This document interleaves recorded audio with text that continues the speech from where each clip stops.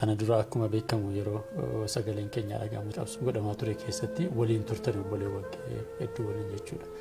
Warra sadaan ammoo wal quba qabdu dhimma diinii irratti waliin mari'attu haala amma deemaa jiru kanarratti marii taasistuu kallattii fuulduraan keessu waan isinirraa eeggamu baachuudhaaf ni sochootu. Taayitaarraa bu'uu namni barachuu qaba. Taayitaarraa bu'uun akka du'aatti warra laalu jira. Tuffatamuun aalimaa tuffatamuu diinii islaamaa fida. Gara fuulduraatti namoota bakka bu'ootaan leenjii adda addaatiin hin ga'umsine fuulduratti fiduu barbaanna jettee jirta. Osoo nama akkanaa kana nama amaanaa kana gama keessan jechuu kooti. Itti kennitan wayii nama bakka bu'aa osoo hin uumin dubbatti jechuun keessan kun akkam? Islaamummaan mirga dubartii kabajaa oduu ta'uun qabu. Qabatamaan kabajamee ilaalamuu qaba. Dubartoonni diinii barachuu qabu, barsiisuu qabu, sheekota dubartootaa gadi baasuu qabu. Aishaa radiyallahu anhaa gaafa Rasuula Rabbi sallallahu alaihi wasallam akhiraa deemanii waggaa 48 warra sahaabaa walitti qabdee barsiifte. Ustaaz Ahmadiin Jabal filannoo kana filatamuus filachuufis amma qophii miti waan jedhu kaasteetta. Maaliif? Garuu jedhen gaafa ati duute eenyutu taayitaa qabataa jedhe gaafa ta'een ergamaa isaan qabsoo keessa jiru. Hacuucamanii jiru.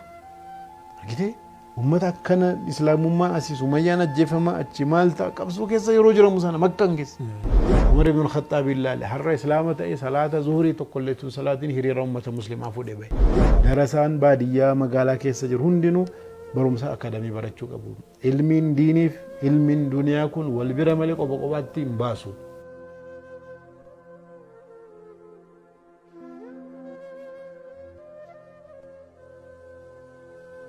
السلام عليكم ورحمة الله وبركاته. كبجمتوتا جلتمتوتا خردوتوتا تيفي عملتن بكما جرتانيتي نجيني كينيا كان كبجا في كان جاللا سنادك أبو جتشا سجنتان كينيا حالا يرو إرتيت إيفاني غما كيسن غاتوري كتالا مفان أرى كاباني غما كيسن كان جينيو تاجتشودا أكما سجنتا كينيا يرو دربي كيستي إبسابل نفكنودان نفانا تران أستاذ أحمد دين جبل أمس نفانا جرو أستاذ بغانا غانفتان Egaan ustaaz yeroo darbee gaafii tokko kaaseeti kan addaan kunne filannoon amma gaggeeffamuuf deemaa jiru kun isuma dhugumaatti filannoon kun sirnaan gaggeeffamee bifa barbaadamuun yoo gaggeeffame jijjiirama waaraa mana marii kana keessatti fiduu ni danda'a. Rakkoo uummataa kana bu'uurarraa furuudhaaf furmaata waaraa ni ta'a gaafii jedhu ture. Bismillahir Rahmaanir Rahiim. Alhamdulillah Rabbil Aalamiin. Salaamu ala Rasuulillah sallallahu alaihi wasallam. dhimmoota mana marii dhimmoota islaamummaa Itoophiyaa gaafa laallu majlisa yookaan gaafa laallu qaamolee adda addaatu jiru. Tokko warra hoggansaa filatamee alaa dhufu, lammaffaa warra achi keessa qaxaramee hojjetu, sadaffaa hojmaata achi keessa jiru wal qabatee kan jiru, afuraffaa laalchi uummataa dhaabbata kanaaf qabu, mootummaan laalcha kanaaf qabu waan adda addaatu murteessaa. Namoonni alaa filataman waa hunda harka jaraa hin jiru. Haa ta'u malee immoo harki guddaan immoo harka jaraa jira. Hojjettoon achi keessa bara dheeraa qaxaramanii jiran fakkeenyaaf majlisa adda addaa yoo fudhanne dandeettiidhaan kan qaxaraman jiru, firaan kan dhufanii ta'antu jiru. Maal hojjettanii mindaa fudhattanii baatiidhaan jiraataartu hojjettee waa tokkotu hojjetii warra mindaa nyaatu jiru. Waan akka kanaa kana qulqulleessanii namoota qabatamaan hojii hojjechuu danda'u qofa warri immoo hojjetaa hin qabne godina hedduun majlisni hojjetaa dhaabbataan qabu. Aanaa immoo yoo ilaalle itti waa tokko hin qabu. Kana keessaas dabarfannee sadarkaa olaanaatti uummanni majlisni kun faayidaa inni qabu bu'aa inni qabu ilaalee rakkinni akka inni hiikuu barbaadamu kana ilaalee majlisa kana akka barbaachisaa ta'een hojjetaan humnaan maallaqaan cimsuun barbaachisaa. Irra caalaan immoo filannoo kanarratti nama isaa ta'u nama dandeettii waajjiraa biiroo seenanii hojii hojjechuudhaaf walii barbaadamaa ilmiin gara tokkoon jira kana lamman wal bira deemsisuu haala danda'uun namoota jajjabaa akkamitti gadi baafnaa kan jedhu kanarratti xiyyeeffatanii deemuudha. Inni kaan immoo rakkinni hundee irraa hiikamuu qaban jiru. Rakkinni sun akkamitti hiikamu jedhee uummannis jara gargaaruun bira dhaabbachuudhaan haala sanaan yaalii gochuunis barbaachisaadha. Gara mootummaatiinis rakkinoonni bara baraan furmaatan arganne jiru. Rakkina barattootaa yoo fudhatte bara baraan rakkinatu jira. Rakkina hijaabaa yoo fudhanne bara baraan jira. Kana mootummaa waliin haasa'anii faayidii kana galmee kana cufanu malee majlisni hojjechuu hin danda'u. Kan biraa immoo hajjiidhaan wal qabatee majlisa maalii yoo jettee namni majlisa kan yaadatu yeroo sadii. Yeroo ajjees. Tokko hajji irratti yaadata. Lammaffaa Iidal Fixir, Iidal Adhaa, Mawlida yookaan ayyaanota majlisni kabaju keessaa wal qabatee yaadatama. Gaaf miidiyaadhaan ibsa kennu waan akkasiiti. Gaafa kaan immoo gaafa rakkinni argamee gaafa hijaabaa gaafa wayii eessa jira majlisni jedhamee siichi manaa barbaadamee dhufa jechuudha. Kan duraan quban qabu. Uummanni akkana dagate haala kanatti ta'uu hin qabu. Uummanni dhaabbanni kun kooti jedhee miseensa isaa ta'ee maallaqa bu'aa buusee waan barbaachisu bira gargaaree akka inni ta'uu barbaadu majlisa aanaa ofii godina ofii ganda ofii naannoo ofii kana akka barbaadutti cimsee sirreeffachuus ni danda'a. Ni guddaan immoo namoota taayitaa kennuuf kana maal akka nu hojjetan barbaanna kan jedhu kana jarris akka hubatan utuun filatiin dursee beeku. Eega filatanis yaadachiisuun barbaachisa. Namni yeroo hedduu taayitaan kun nama dogoggorsiti. Gaafa ati taayitaa argattee waa murteessuu bartee maallaqni dhufee kabajni dhufee warra kabajaman jettee asii VIP'n qabamtee maal jedhamte gaafa dubbiin ciccimu waanuma dhufee firragin wambariinuma kana eeggachuutti deemamaa jechuudha. Akkas akka hin taanes al tokko maaltu dhalate seete Mu'aawiyaa ibn Sufyaantu amiira ta'ee jira. Namoonni hundinuu amiira al-mu'miniin jedhanii kaasaninnaan namni tokko dhagahee dhufee inni immoo maal jedha yaada kanan cabsaa jedhe amiira al-mu'miniin kun baay'inaan sammuu keessatti waa uumaa jedhe assalaamu alaikum yaa ayyuhal ajiir jedhe. Assalaamu alaikum yaa qaxaramaa keenyaa jechuudha. Assalaamu alaikum yaa ahlul amiir jennaan amiira assalaamu alaikum jedhe malee akkamitti qaxaramaa keenya la amiira keenya jechuun qaxaramaa keenya jechuudha. Nu tajaajila kanaafan beekaa assalaamu alaikum yaa ayyuhal ajiir jedhe qaxaramaa ta'uu irraanfachuun qaban tokko. Hooggansi jaraa uummata ta'uu irraanfachuu uummatatu jara qaxaratee amaanaa ta'uu bakka bu'aa uummataa ta'uu kan irraanfachuun qabnu. Sayyidul qawmi khaadimuhum akka jedhame hoogganaan caalaan uummataa mataan uummataa nama jara kaddamu akka jedhame sana akkas ta'ee argamu irratti khidmaa irratti argamu irraa eegama malee ani pirootokooliin kan koonaan malu uummata mari'achiisuu gaafate jette uummata si kaa'eetu jira sana dagachuu dhufa yookaan kallattii adda addaatiin uummataaf ati garaagarummaa akka qabdu ilaalte yoo deemte rakkachuutu dhufa jechuudha. Akkasitti akka hin taane fudhatamuunis barbaachisaadha. Inni guddaan immoo uummanni yeroo barbaade si buusuu akka danda'us irraanfatuu hin qabamu. Aangoon kan uummataati. Aangoodhaan wal qabatee Rasuula Rabbi sallallahu alaihi wasallam lubbuudhaan yeroo jiran Abubakariin caalsifatu. Abubakariin jaallatu irra caalaa. Imaana isaa simaniiru. Garuu Abubakaruma caalsifatan kana ana booda amiira Abubakariin isinii kaa'eeraa jedhanii hin deemne. Mallattoo Abubakar caaluu dubbatanii malee amiirri isinii fi dhukkubsatanii guyyaa meeqa ciisani. Miti kana hunda keessatti uummanni kun akkam ta'a jedhanii Abubakariin hin deemne. Uummanni akka filatu uummataaf filatu. Bakka koo Abubakariin kaa'eeran jenne.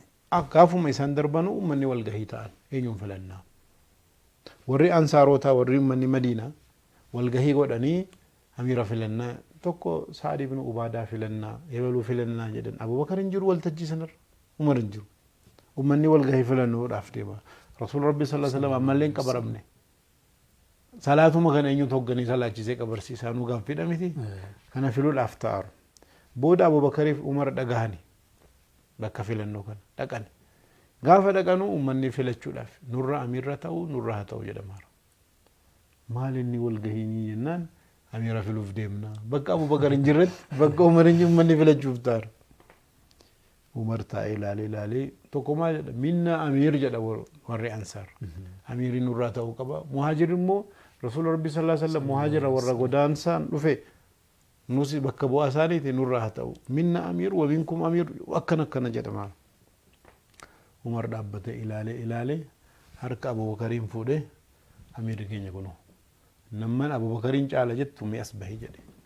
Ilaalla dhugumaan yoo jiraatte jennaan uummanni guutuun gaafa Abubakariin ilaalu Abubakariin eenyu dorgomu achuma amiirummaa fudhannee jedhe haala kanaan. Ali radiyallahu anhu wal gahii kanan dhufne. Wanni ajaa'iba. Ali wal gahii kanan argamne. Hin nageenye iyyuu. Booda maal jedhame filannoon bakka kanatti wal gahamee filatame innaan filannoon sirrii miti jedhe Ali. Maaliif wal gahii kana namoonni dhagahee waamamee deemuu qabaadha. Uummanni maal jedhe uummanni hin jirres Abubakartu filatamee dhagahan. Gaafa dhagahanu gammadanni. Aliyyi immoo filannoon deemsi filannoo sirrii miti jedhe. Achumaan uummanni maalinni Aliyyi irratti aarani. Maal jedhani? Aishaat hadiisa dubbatti Bukaari. Istankara Aliyyuun wujuuha naas. Aliyyiin fuula nama arguu kana sodaachuu ture. Maaliif? Akkamitti Aliyyi filannoon dogoggora jedha. Abubakariin caalaa Abubakariin filatamiin hin jenne Aliyyiin. Adeemsatu sirrii miti biyyi guutuun dhagahee mari'atamee maalidha kan Aliyyi. Garuu uummanni maalitti fudhate? Filannoon jiraannes jiraachuu baannus Abubakar ta'innaan gammanneerra akkamitti filannoo kana mormaa jennaan Aliyyiin baatii 6 fuula nama arguu kana qaana'e. Kanuma jechuu isaatiin maali fedhii uummataatiif faallaa dhaabbate jechuudha. Aishaatu hadiisa kana dubbatti. Amma maali inni filannoo uummataa gaafa Abubakaris du'uu ka'u dhufanii amiira nu fili jedhan bakka bu'aa kee isiniin filuu jedhe. Nu filtu malennaan yoo nan isinii file hin taqabbaltuu jedhe. Hin taqabballaa yoo taqabbaltan ta'e bakka bu'aan ani isinii filuu namni jabaani Umarii jedhe. Umar mootuu subii salaachisuu waraaname talaata irratti. Waraanamee kufe. Amiira ta'e dhumarratti waggaa 10 eega bulcheen booda waraaname. Dhufanii amiira nuu filii jennaan amma sodaatanii du'aa jedhani.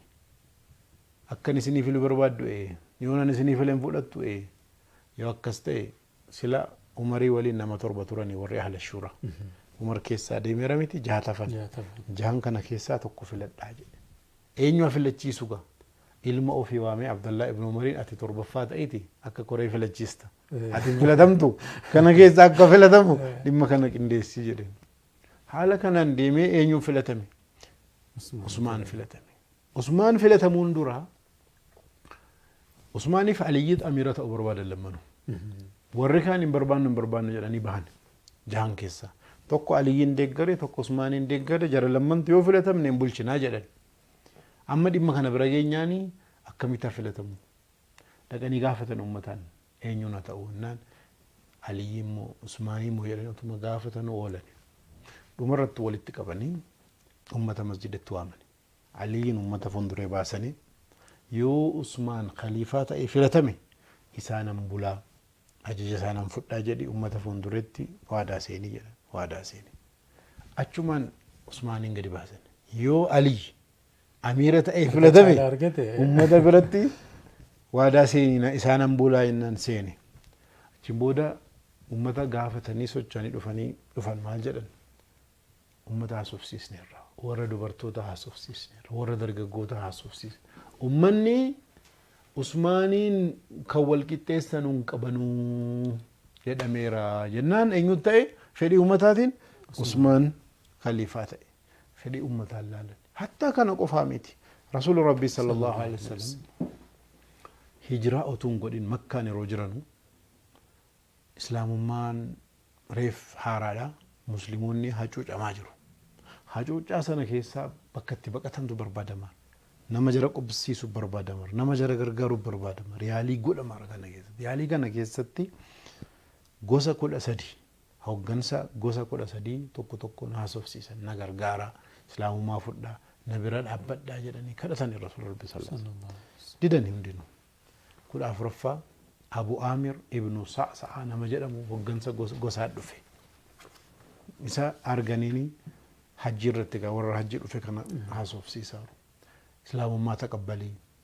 Ati yoo Islaamummaa taqabbalte sababa keetiin uummannis taqabbale ajrii ati argattu jedhanii da'awaa godhaniif.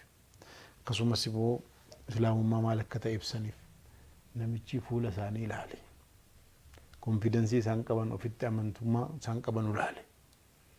Dhimmi kun bakka guddaa gahuun ooluu jedhe konfidensii Rasuul Rabbii sallallahu alaihi wasallam ilaalee sallallahu maal jedhee Islaamummaa kana hin taqabballaa jedhe. Siduu koo dhaabbannaa jedhe. Xalaata kan kee xalaata keenya godhanna. Warra si jaallatu warra nu jaallatu godhanna. Wareegama kaffalamu hunda ni kaffallaa jedhe. Garuu jedhen gaafa ati duute eenyu taayitaa qabataa jedhe gaafa ta'een ergamaa isaan qabsoo keessa jiru. Hacuucamanii jiru. Argitee uummata akkana Islaamummaa asii Sumayyaan ajjeefamaa achi maal ta'a qabsoo keessa yeroo jiramu sana Makkaan keessa.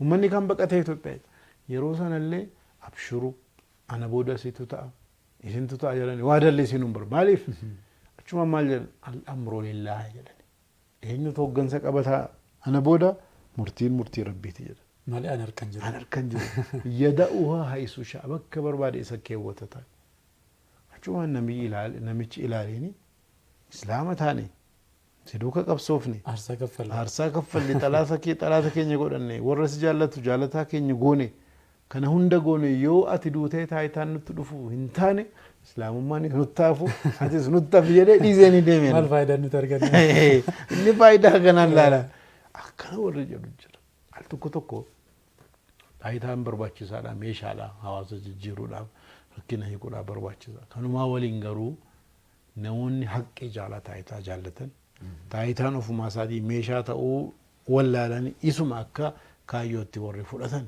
badiinsa guddaa keessa deemu amaanaa ta'uu dagatanii kanaaf rasuul rabbii sallallahu alaihi wasallam maal jedhanii yeeyyii jedhani yeeyyii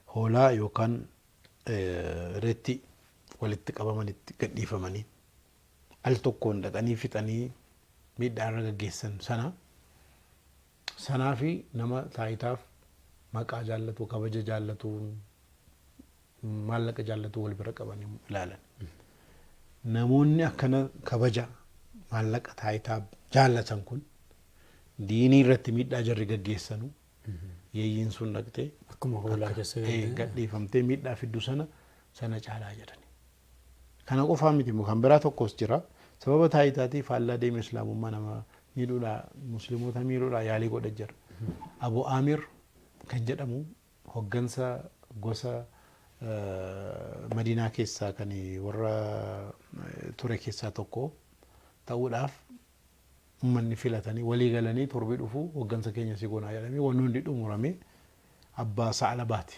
Sa'laba ghasiilul malaa'ika shahiida kan ta'e abbaa isaati islaaman taane yeroo sana ilmi reefi muslima ta'e jira abbaan immoo muslima hin taane rasuul rabbi sallallahu alaihi wasallam ammallee isaanuu hijraa godhanii dhufne achumaan isaa torbii dhufu filatamuudhaaf qophiin jiru gosa Awsii irratti ergamaan rabbi sallallahu alaihi wasallam hijraa godhanii dhufan gaafa isaan hijraa godhanii dhufan ummanni isa dagatee hundinuu fuula isaa gara rasuul rabbi sallallahu alaihi wasallam itti jijjiire isaan hoggansa ta'anii fudhataman maal jedhe taayitaa kanan dhabe sababa nabi Muhammad sallallahu alaihi wasallam jedhe faallaa isaanii deemuu jalqabe karaa danda'een islaamummaatti waamnaan maan amantaa kee caalaa kan biraan qaban karaa Ibraahimiin hordofaanii jedhe didi keessaanoo taayitaa kana kan dhabsiise isa jedhe xalaata walitti ijaaru faallaa deemuu yaalii godhe Madiinaa keessatti yaalii godhe humni dadhabnaan Makkaan dhaqee warra Qurayshiin duukaa yeroo waraana Uhud irratti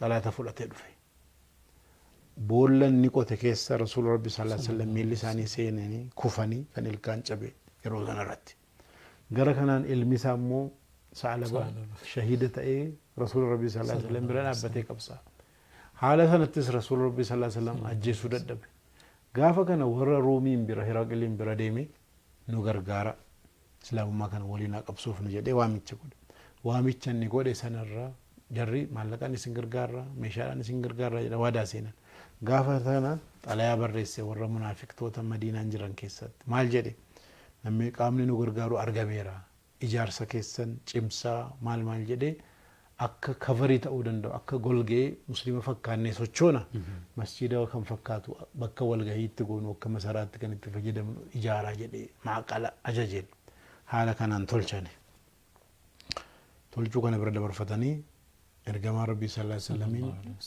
maal jedhan isaanuu ganuu barbaadanii soobuu barbaadan maal jedhan masjida rabbii ijaarre kottaatti salaataatti nu eebbisaa jedhanii dhaqanii waamaniin maaliif ijaartanii bakka kanatti naan achi fagaatanii ija keessa akkam buune isaanittuu hin dhiyaanne gaa fagaatanii tolchan maaliif naan ummata masjida isin bira dhufuu rakkatu achitti qabuudhaaf akkasitti salaatu baadiyyaarraa ummata dhufuuf salaachisuudhaaf tolchine jedhan rasuul rabbi sallallahu alaihi wasallam maal jedhanii alan waraana tabuukiin deebi'uun dhufee isin biratti salaataa jedhan aluma jirri isaan waraana tabuukii deebi'anu rabbiin quraana buuse masjida diraar jedha akka biran dhaabbanne jedhe masjida kana dhaabbachuun keessirrii miti jedhe masjida Qubaa sana keessatti masjida awwalarraa kaasee haqa irratti masjida dhaabbate warri of qulqulleessuu barbaadan masjida keessa jira achi dhaabbattee salaatte malee masjida jarri kun islaamummaa miidhuudhaaf tolchan keessan salaatin jennaan wahshiyyiin erganii rasuula rabbi sallallahu alaihi wasallam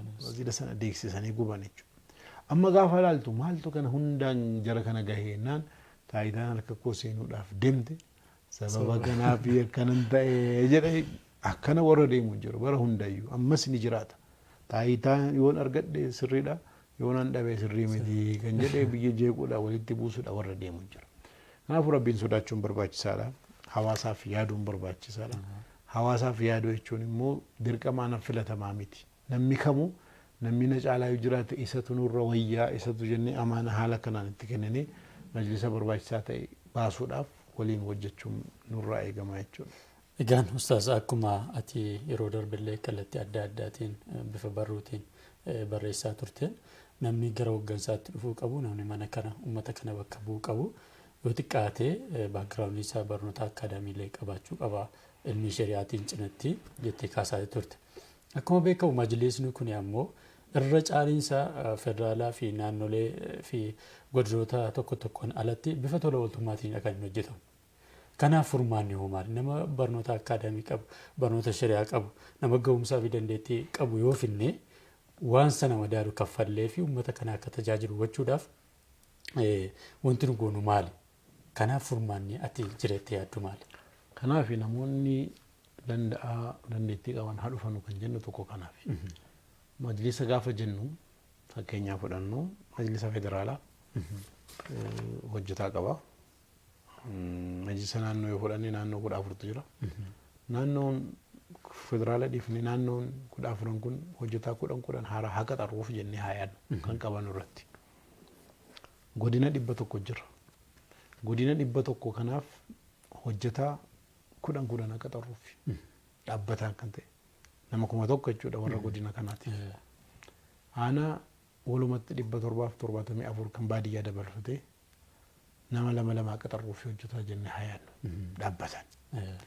Gaafa hisaaba goone 774 nama lama yoo jenne gara 1,540 waan akkasiitti dhiyaata. Asii immoo 100 godina 100 hojjetaa 10 gaafa jennee hojjetaa 1,000 walumatti 1,250 yookaan 500 gahe. Naannolee jiran kana 10 qaxarre 14,000 gaafa jennu 140. Walumatti hojjetaa 3,000 haa jennu. Mindaa hojjetaa 3,000 uummanni musliimaa kafaluu dadhaba. Mootummaan hojjetaa miliyoona 3 waan akkasii qaxaree hojjechiisaara.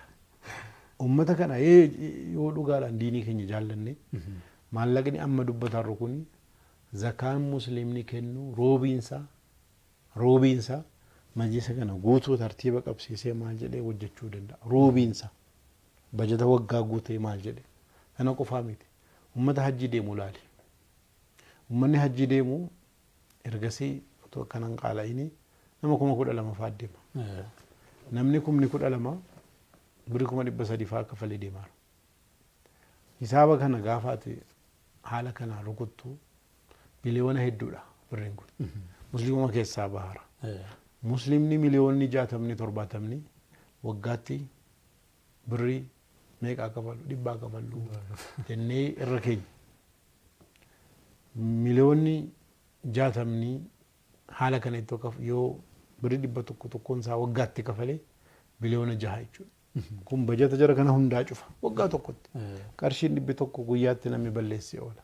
Laaqana nyaachuudhaan meeqa barbaada? Waanuma laaqana guyyaa tokko nyaannu. Yookaan immoo mindaa baatii tokko waggaa keessatti diinii keenya haa kennu. Namni hundinuu galii baatii tokkotti argatu diinii keenyaaf haa kenninu jedhee yoo ofirratti wal qabe majlisa namoonni gaheessa ta'an dandeettii qaban mindaa mootummaarraa haa ta'u bakka biraarraa argatan asitti argatanii tola ooltummaadhaan hojiin hin ta'u. Ati tola ooltummaadhaan kanatu hojjettu yeroo muraasaa fi malee maatii qee maal goota? Maatiin kee tola ooltummaadhaan jiraata. Manni barumsaa tola ooltummaadhaan jira hin deemsisu. Kanaafuu islaamaaf gaafa yaadnu mindaa bakka biraatti kafalamu caalaa kafalla akkamitti kafallaa waajjira bakka biraatti jiru caalaa akkamitti waajjira akkasii dhaabbannaa hojumaata bakka biraatti jiru caalaa akka maaliif bakka bu'aa keenya nu fakkaata jechuudha nutu bakka sana keewwate kanaafu haala sanatti deemuu qaba yoo sanatti yaadne nama kana dhufee uummata kana sochoosee qindeessee madda galii uumee hawaasa sochoosee hawaasa irraa fudhatama qabaachuu isaatiin maallaqa walitti buusee akkana godhanna jedhee deemee baatii baasiidhaan buusaa haa buusamu jedhee bu'aa uummanni dhaabbata irraa barbaadu bilaashaanii miti. An akka yaadutti ammaan booda filannoo majlisaa godhamus namni baatiidhaan majlisaa miseensummaadhaan hin kafalle majlisa filachuu hin qabu majlisa irraa dhufee dhimma gaafachuu hin qabu walaa dhimma hijaaba walaa dhimma hajji gaafachuu hin qabu waan eessaa fidee kennaaf. Yoo ati kafaluudhaaf fedhii hin qabaanne miseensummaadhaan yoo ati kafaluu hin dandeenye akkamitti dhuftee barbaada. Kanaafuu majlisa dhugaa yoo barbaanne afaaniin fedhiin miti. Miseensa ta'ee namni tokkoon isaa galmaahee baatiidhaan kunoo waraqaan eenyummaan koo kunoo darrasanyiin ittiin kafale nagaheen hin kafale kunoo jedhe hajji deemuu haa ta'u dhimma masjidaatiif haa ta'u dhimma kamuufuu yoo sana godhe malee inni lafa duwwaa isin fida ani asin nagadadda duukaa asin tola oltummaa achi hojjedha sana akka kanaan jiru. Asuma irratti ustaas ifaa dabalu walitti dhufeenya hawaasa muslimaa fi majlisaa kun maal ta'uu qaba jettee yaaddu kanuma irratti dabaltee. Majlisni bakka bu'aa hawaasaati. Hawaasaanis bakka bu'aa kooti jedhee amanuus qaba bakka bu'aa ofiis yeroo hundayyuu filachuu qaba. Eega filatee bakka bu'aa kooti jedhee bakka bu'ummaa isaa kennee fi bakka bu'aan kee waan inni hojjetu waan inni hojjechuu qabu maalirratti akka bakka bu'ummaa kennite to'achuun sirraa eegama. Akka ati bakka bu'aa keenya bakka kanaan bu'ii dhaabbadhu jennee bu'aaramu bu'aan jiru maal rakkate jennee bira dhaabbannee gargaarree cimne hojii akka hojjetan yaadaan maallaqaan humnaan kallattii adda addaatiin bira dhaabbachuun barbaachisaadha. Yoo sana goone malee namoonni nama dhuunfaadha. Uummanni waajjira jiranu duddubbee jaraa yoo dhaabbanne pirezidaantiin majlisa federaalaa uummanni miliyoonni 60-70 duddubbee isaa yoo hiriire humna qaba. Qophaa isaa taanaan nama tokko. Hoggansi majlisa pirezidaantiin aanaa tokkos qophaa isaatti nama tokko. Yoo uummanni aanaan guutuun si biran jira bakka barbaachisaa ta'e jedhe humna godhata. Haala sanatti bira dhaabbachuun barbaachisaadha. Gaafa dogoggores hayaa hin barbaachisu. Hayaa kanatu waa hedduu fidara. Namni wal hayaa walitti muu sodaatu. Wal qaana yoo itti himne Rasuul Rabbii sallallahu alaihi wasallam Abu Zarriin da'ii fa'aati jedhani hayaa godhani. Ingoone fuuldura itti himani. Waan jiru hin taatu kanaafi walitti himamuu barbaachisa. Isin hin taatanu ati hin taatu. Yoo akkan maaliif situ caala kana yoo isaan itti himne qalbii tuqnaa itti dhagahama. Kanaafuu qalbii tuquu sodaattee uummata tuquudhaaf yoo murteessite akkam ta'a. Nama tokko tooftaadhaan akka barbaaddeen himi. Sagalee kennuu dhabuun haa ta'u. Bakka kanaan maltanu jechuun haa ta'u. Nama tokko bakka isaa malu kaa'uuni namicha sana kabajuudha. Namicha sana ol fuudhuudha. Bakka siin malle yoo godhame fakkeenyaaf sheeko tokko yookaan nama tokko fudhu. Namni tokko barsiisaa hisaabaati. Hisaaba irratti dandeettii qaba. Fuudhee tanaanii siyaasa irratti muuxannoo qaba jedhetanii waan naqee bakka wayitti muudeeni. Barumsiisaa hisaaba bakka isa muudee waa'ee siyaasaati. Yoo xiqqa waa dubbise yookaan waa beeke hamma ta'iyyaala. Yoo waa tokko hin beekne nama baratee jennee kaa'uun keenya hin fayyadaani. Isas hin fayyadu uummatas hin fayyadu namichi bakka kanaan kaasaa jedhee isatu dhiisee galuu qaba. Maaliif bakka hin beeknetti gaafa ati madaalamuu kan qabdu hisaaba taanaan bakka hisaabaatti madaalame. Gaafa sana hin dabarfatta bakka hin dandeenye ta'uu madaalame kufaatii ta'a. Akkas akka hin taane bakka nama malu baasuun barbaachisaadha. Lammaffaa majlisni uummata fakkaachuu qaba. Uummata fakkaachuun jechuun maaliin? Uummata Itoophiyaa keessaa parsantii 50% warra dubartootaatu. Baay'ina uummataatiin dubartii caala Itoophiyaa keessatti. Dubartiin majlisa keessaa bakka qabdi moo hin qabdu? Majlisni kan warra dhiiraa miti. Bara Rasuul Rabbii sallallahu alaihi wasallam warra dubartootaati waa hedduu hojjetan turre. Aishaa radiyallahu anha waraana Badri irratti warra miidhame bishaan dhobaasuudhaan nama madaahee wallaansa gochuudhaan yaalii godhaa turte. Shafaa'a bint Abdillah Rasuul Rabbii sallallahu alaihi wasallam allimiinahaa ruqyatu namla kama allamtihaa alkitaaba. Haadha manaa isaanii dubartoota walitti qabdee برسيستي ترتسين مال جدنين هذا مناس أني زينبين برسيفتين أكميتي بريفما أكميتي دبيفما جنبو أكا بريسوف دبيسو نا برسيفتي قريتش عادة عددا نا برسيسي دني غافتن كان فاهمين دبرتوني دفني رسول ربي صلى الله عليه وسلم مال جدن ذهب الرجال بحديثك فاجعل لنا من نفسك يوما نأتيك فيه تؤلمنا مما علم الله ورد إيرا برمسا كيتي نجعلني جدن دبرتوني والقهني مريتنيتي مال سبرا أولو نو ما تجرا لما جول جرا أبا منا جرا هجي منا كيسا جرا ديني را دبي تفارا كرور أدانو كبي جدن سجنتا أدت كم مسجدان ألا كان دبرتوتا نو كبي جدن ماليف دبي تفنا ذهب الرجال بحديثك سنان نجعلني فاجعل لنا نو ورا دبرتوتا قبات نو كبي مال قويات برنو نأتيك فيه ولتك بمن ست رفنا تؤلمنا مما علمك الله وان ربي انسي برسيس راكنو برسيفتو سبيشال كلاسينو كبيجة دورتوني أدبهني مجلس كيستي فدرالا كاسي هم مسجدات سوچي دورتوتا جراچو قبنا بجا ودوتا اون قبو قبتمان كبجمي العالمو قبا دورتوني ديني برچو قبو برسيسو قبو شيخوت دورتوتا غدي باسو قبنا عائشة رضي الله عنها غاف رسول ربي صلى الله عليه وسلم آخر آدمني وقا أفرتمي سديت ور صحابة ولد قبل برسيفتي دو أسانين بول وقا أفرتمي سديت لبول أنجرات يسيب برسيسا ترت ورانا هقنتي ورانا كما قدان إراق اندمت هاتي منا رسول ربي صلى الله عليه وسلم مير هرّا dubartoonni majlisa keessaa bakka qabaachuu qabu dubartoonni mana jedhanii sheekonni tokko tokko majlisuma bira dubartiin akka san akka kana islaamummaa dhaabbanni kun dhaabbata jira ammala dhimma dubartoota majlisni dhimma islaamummaa hedduu jira miti dhimma sana keessaa tokko dhimma dubartoota dhiirri hoogganuu barbaadama dubartootuma tokko nu habarsiifnu barsiisuu ilmi kennuu fi akka jarri cimanii sheekota akka baafatan du'aatota akka baafatan gargaaruu qabna bira dhaabbachuu qabna أتشين بودو جرت والقراسي سوقبا درتو سوچو قجو والتجيت تتو مسجد تتو عساكي ستتو قول أتشو قبو توكو لما فا درقاقوني أسكي ستو فرقو قبو أمني توبا برسنتي تورباتمني عمرين جرا وقاسو الدوما قدي يو بايين عندقني وري وقاسو الدوما أول تاني بكن قبو سقالينا ثوديمني ماليف بيجيو برسنتين تورباتم دبنتان تورباتمني وقاسو الدوما قدي أمّو نمي وقع صدّما قدرت أكّا مجلساً سيني شيكوني تكو بربادو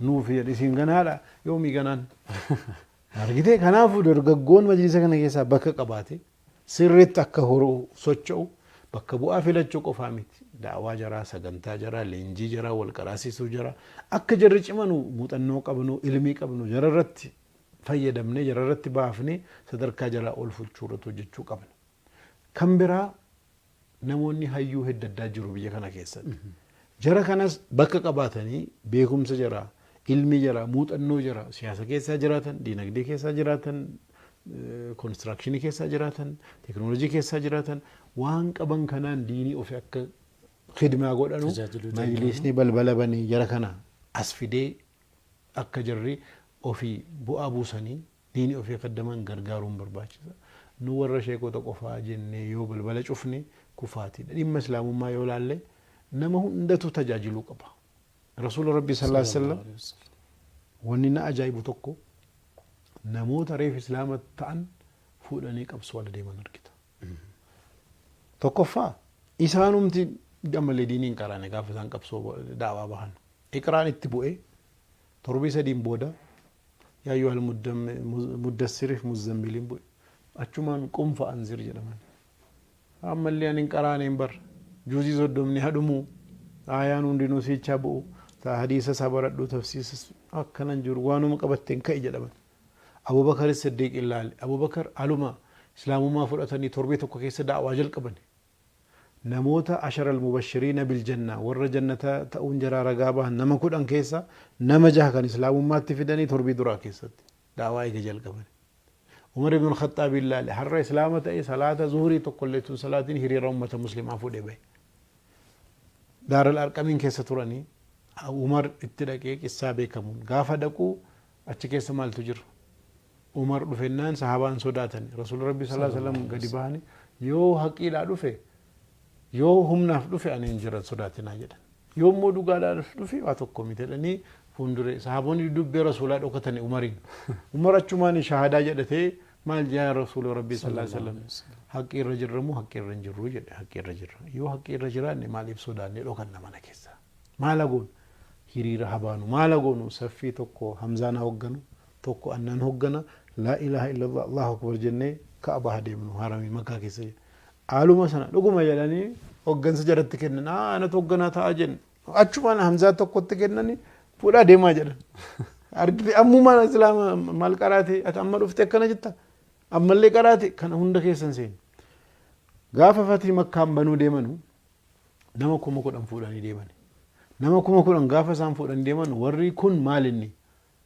man kaana yu'minu billaahi wal yawmil aakhir namni rabbiitti fi yawmal qiyaamaatti amantan awwala ramadaana madiinaa kottaa jedhanii ummata muslima baadiyyaa jiru hundatti magaalaa jirutti waaman dhufe walitti hiriirsanii fuudhanii injifannoodhaan makkaan to'achuudhaaf deeman dhaqanii tooftaa akka beekamu sanaan to'atan eega to'ataniin booda nama 10,000 turani injifatanii guyyaa 19 booda immoo waraana Hunaynii ka'an ala sana meeqa ta'an 12,000 ta'an namni 12,000 reef kan islaama ta'e guyyaa 19ffaatti jahda bahe guyyaa 19tti bahe ammallee maal barate guyyaa 19tti muslima ta'e waa tokko baranne tokkuma hadiisa Abu Waaqid al-Lays jedhamu kitaabu tawhiid irra hadiisa jiru jira maal jedhe islaamummaadhaaf haaraa turree jedhe gaafa qabsoo dhaqanu manni mushrikaa zaatu anwaat innaan muka wayi jirti sayfii ofii irra keewwatu meeshaa adda addaa irra keewwatu barakaa irraa argannaa jedhan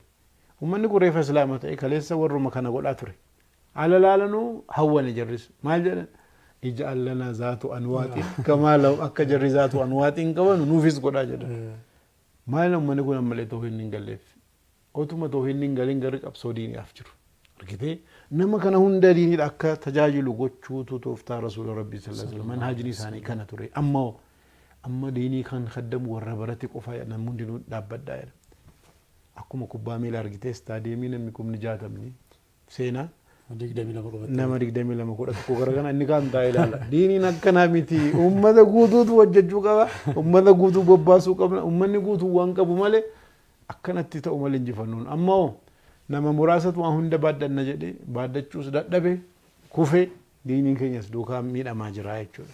Ustaaz Meegaa barruu yeroo darbee maxxanste keessatti Ustaaz Ahmadiin Jabal filannoo kana filatamuus filachuufis amma qophii miti waan jedhu kaasteetta maaliif? Majlisa kana wal qabateen waa hedduu keessa tureera. Ammaan booda xiyyeeffannaan kun koo majlisa akka ta'u barbaadu. Kanaaf ani filannoo kana irratti namoonni ciccimaa ta'an akka filataman kanan kakaasaruuf madaalli kana ilaalamee kan jedhu tokko kana lammaffaa akka nama tokkotti ammaan booda impact makers wal qabatee leenjiin hawaasaa kana keessatti kennuu barbaaduuf dargaggoo lafaa ka'aran hedduu namoota bakka bu'anii nu caalaa ta'an oomishuun barbaada. Gara biraatiin immoo barreeffama ergasii dhaabee sanattis deebi'uu nan barbaada. Kanarraa kan ka'e majlisni akka biizina godhuun barbaadu. Majlisni akka nama sirrii ta'u filatu gochuun barbaachisaadha.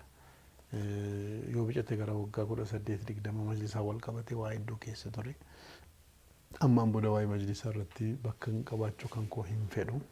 Kanarraa kan ka'e booda Ahmadiin jiraa jedhanii ana eeguu irratti akka qaawwiin argamanii kan fuuldureetti himaa jira. Uummanni mootolee jedhee sirraa fudhata? Uummanni immoo hin fudhata.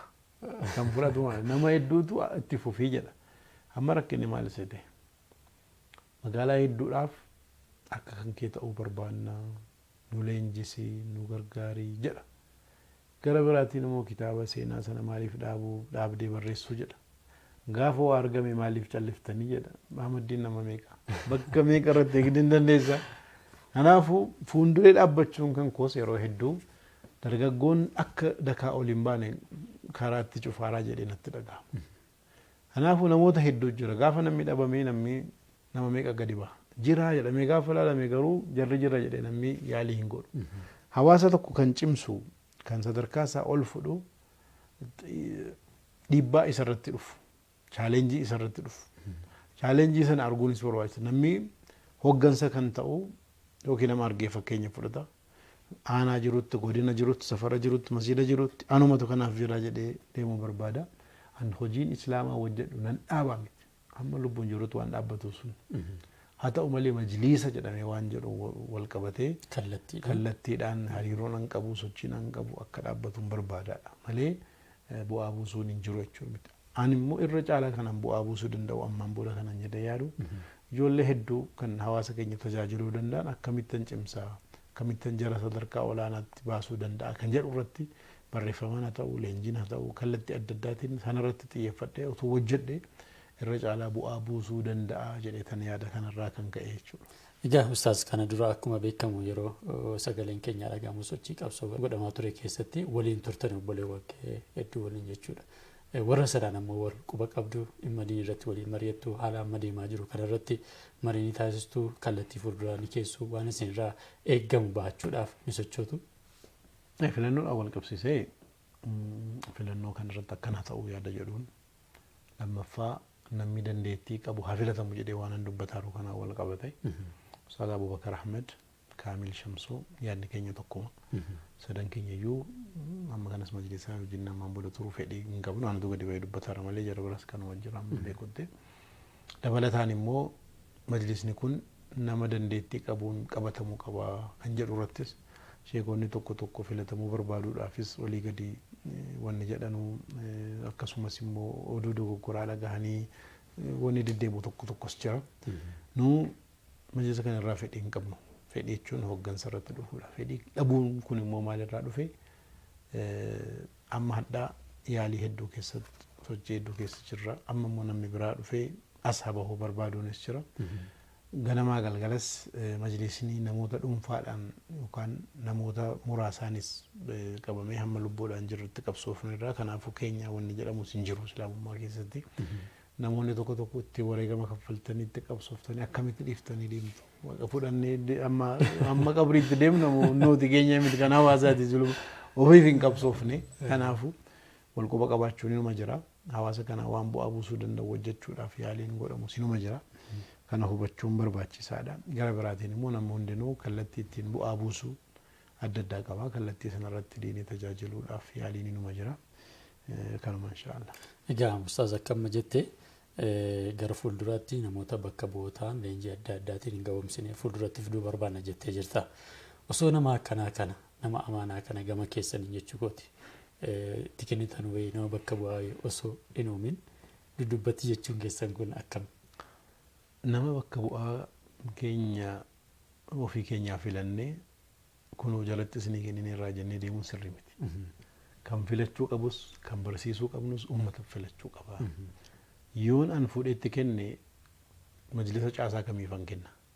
Federaala moo aanaadha moo naannoodha. Kanaafuu namni masjida tokko koree masjida sanaa filachuu gaafa dhufu masjida sanaaf eenyutti wal beeka. Aanaa tokko bira gaafa dhufnu yookaan ganda gaafa dhufnu ganda sana keessa uummata jiru eenyutu caalaa ni beeka.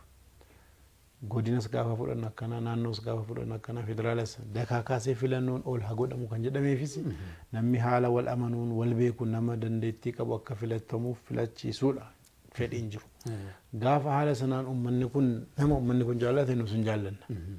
Yoo sirriitti filannoon godhame yoo sirriitti namoonni taayitarra jiran hacuuccaa adda addaa tooftaa adda addaa akka namni hin filannes akka namni hin galmoofnes akka namni kan hin dhageenyes godhanii ashaaxira dalaganii yoo dhufan ta'e zulmiidha. Jarris gara kamittu filachuun haqa uummataati. Amaanaadhasi. Amaanaa kana addaan akka nu jalaa hin cinne akka immoo namni hin taane hin dhufne shooraa gochuu barbaachisaa. Mari'atanii nama nuu ta'u eenyu wayyaa jedhanii dubartii filatamtii bakka bu'aan dubartii eenyu. Dargaggoo filatamaa dargaggoo eenyu. Hayyuu filatamaa eenyu ni jedhanii haala sanatti wal quba qabaatanii fiduun barbaadu. Uummanni Itoophiyaa miliyoona 60-70 sana keessa nama hedduudha kan jiru. Al tokko maal inni al tokko fuulduree waan baaneef beekamtii waan qabnuuf sababa wayitiif fuulduree baanee argamne yeroo hunda numatu fuulduree dhaabbachuu qaba jechuun sirrii miti. Gaafa namni hin jirre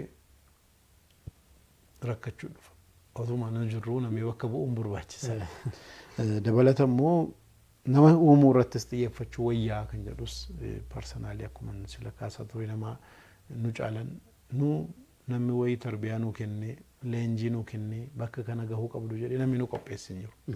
Daawwaa dhageenya irraa qiraatii qaraan irraa waa barreessamee dubbifni irraa sanarraa kan fudhannee akkana ta'uu qaba jennee numatu yaalii godhamirraan namoonni adda addaa al kallattii adda addaatiin bu'aa nu buusanii dabalatamee fedhiin rabbis dabalatamee as geenye. Sun akkuma jirutti ta'e immoo karooraan waan nu muuxannoo argannirraa waan dhabnirraa waan laallerraa hawaasa akkasii uumuu qabnaa jennee fedhii qabnurraa sanarratti hojjechuutu irra caalaa kan jedhuuni. Kanaafuu hawaasni filannoon kan dhufe nama isinii ta'u akka filattanudha. Yoo filattanii immoo isinii ta'uu dide booris mallattoo sassaabdanii nurraa kaasaa jettanii kaasuus mirga akka qabdan baruu dhaabbanni kun keessanii. Akkasumas immoo filannoon amma filatamaa kun filannoo keessanii. Gara kamittuu filannoon akka sirriitti godhamu qabsaa'uun aadaan hoggansa baruun hogganamuu baruunis kun baay'ee murteessaadha. Nama hedduutu akkana ta'uu qabaa jedha. Garuu immoo nama filata kana deebisee hin dhagahu. Yoo akkas ta'e hogganamuu danda'uun dirqama. Kanaaf Rasuulli Rabbii sallallahu alaihi wasallam kallattii hedduudhaan namni ebalulle yoo isinitti muudame dhagahaa jedhanii cimsanii kan himaa turani. Uummata baadiyyaa ture uummanni Arabaa sun jaahiliyyaa keessa nama ture wal dhagahuun hin ture. Gosaan maalii malee karaa diiniitiin wal dhagahuun hin ture. Kanaaf garba kan ta'e biyya Habashaarraa kan fuulli isaa gurraacha ta'e kan mataan isaa cancalee bakka hin qabaanne illee yoo namni sammuu namaa keessatti nama dudubbeetti hafaadha jedhanii yaadu. Namni akkasiillee yoo hoggansa keessan godhamee filatame dhagahuun dirqama keessanii kan jedhu namni barachuu qaba hogganamuu. Maalirratti hamma wanni ajajni sun haqa ta'e argamutti. Qur'aanaaf hadiisa hamma hin faallessinitti. Yoo faallesse abbaa barbaade ta'e dhagahuun qaban. Abbaa barbaade maan ta'e akkun hubatamuu qaba jechuudha. Ayyee Ustaaz egaa akkuma kana durallee dubbachaa turte dhimma filannoo majlisaatiin wal qabsiise akkaataa filannootti gaggeeffamu qabullee irratti qorachaa barreessaa akka turte dubbataa turte. Filannoo ammaa kanaafillee bu'uura filannoo kanaaf kan ka'eessidha. Yeroo sana keessatti filannoon yeroo hin qabu yeroo murtaa'ee fi filannoon majlisaa waggaa ammaa kana yeroo akkanaa ji'a baatii akkanaa keessa gaggeeffamu wanti jedhu wanti taa'ee hin jiru. Kanas kan isii kaasuuf yeroo ammaa kana filannoodhaaf galmeen gaggeeffamaa jira. Yeroo iddoo adda addaatti buufanni filannoo jiraatu malee bakki inni hin qaqqabne jira. Magaaluma xixiqqoo magaaluma aanotaa keessa godinoota keessa masjiidonni hin qaqqabne jira. Magaaluma gurguddoo ta'e akkanatti akka tamma itteetti nama bakka bu'aa uummata kanaa ta'u nama dandeettii fi humna gahaa qabu uummata kana hoogganuu danda'u bifa amma sardammii fi ariitiidhaan deemamaa jiru kanaan fidachuu hin dandeenya argachuu hin dandeenya jettee amantaa. Dhuguma bu'uura ka'umsaa kan ta'e filannoo kanaaf anatu qopheesse. Kana jechuun wanni amma deemaroo dhibbaan dhibbatti waan an kaa'e jechuu miti. Ka'umsan kaa'etti daddabalataa hirrisaa maal jedha as gaheera. Kana keessatti immoo dhuguma yeroon dabalamee godhamuu qabaa yaada jedhus kaaseera. Sardammiidhaan ta'uu hin qabu ariitiidhaan utuu qophiin gahaan hin godhaminis ta'uu hin qabu jedhee yaada kanas kaasee jira. Haa ta'u malee immoo ammas waa hunda gaaraa eeguun sirrii miti. Aanaa keessan, godina keessan, magaalaa keessan bakka hin qaqqabne irratti sochii gootan karaa majlisaatiinis haa ta'u karaa caasaa barbaachisaa ta'een gootanii mirga keessan kabachiisuun keessanii malee an akkan isinii kabachiisu narraan eegina. Isintu kabachiisuu qabda. Mirga keessanii isintu dhaabbachuu qaba. Maaliif magaalaa kana gaheeraa hin geenye wannan beeku hin jiru. Kanaafuu gahuu qaba wal hanqinni hiikamuu qaba akka hiikamu yaalii gochuun barbaachisaadha. Dabalataa koreen filannoo kana raawwachiisuudhaaf boordiin filatamee jira. Kallattii adda addaatiin jara quunnamtanii guyyaa filannoos jarri kaa'anii jiru. Yeroo sana keessatti galmaahuunis hirmaachuunis mirga keessanii sanaa jaraa wajjiniin hojjechuunis barbaachisaadha. Kana haala kanatti haa hubatamu. Filannoon waggaa 5 godhamaa jedhamee barreeffamee jira.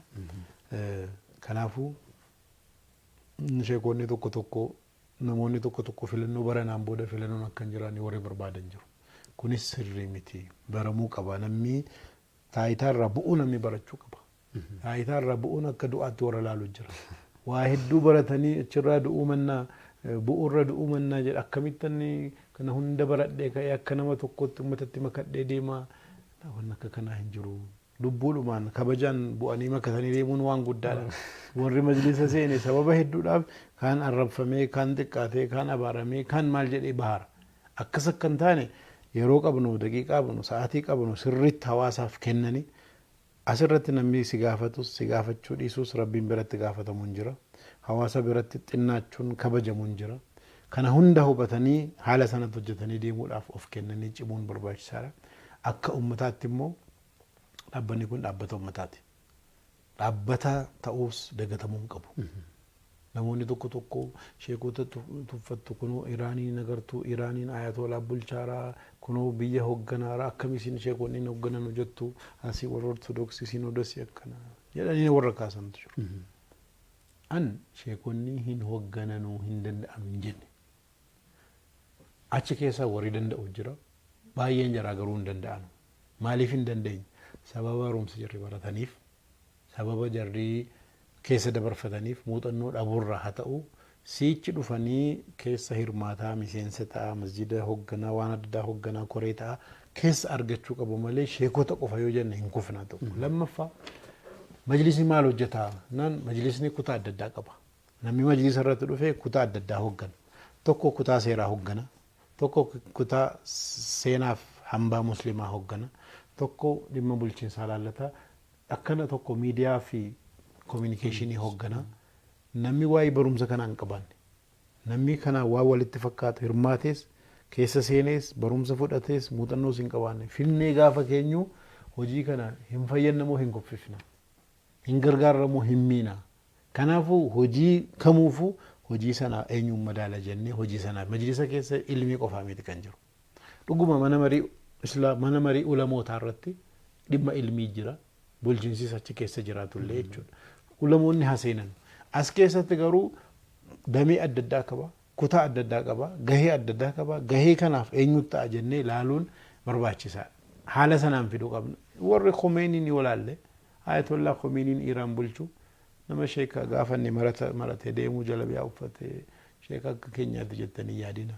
Warri kun waa hedduu barateedha. Waggaa meeqa Ayatullah ta'uudhaaf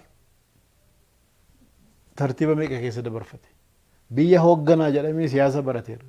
Waa'ee higga mangistii qorannoo nama gaggeesse. Higga mangistii addunyaa. Siyaasa nama barate namichi kun.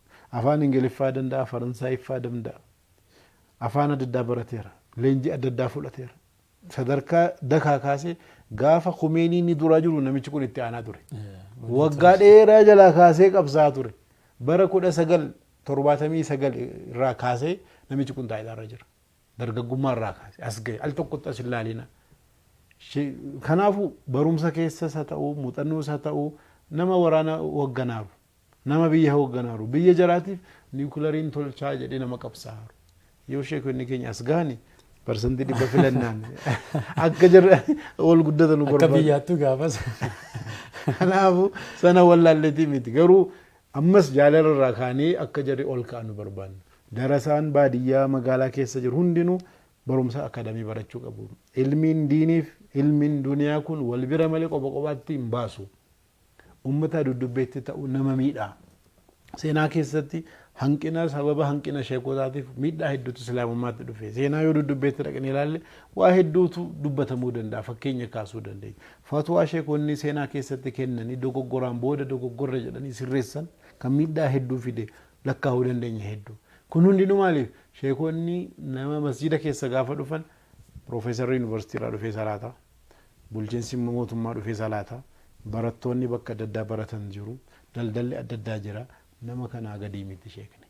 Sadarkaa sanatti yoo bicate giddu galeessa beekumsa hundaa qabaatee warra siyaasaa irraa gaaffii dhufu hubatee waan sanaa deebii kenna. Warra diinagdee irraa kan dhufu hubachuu qabu.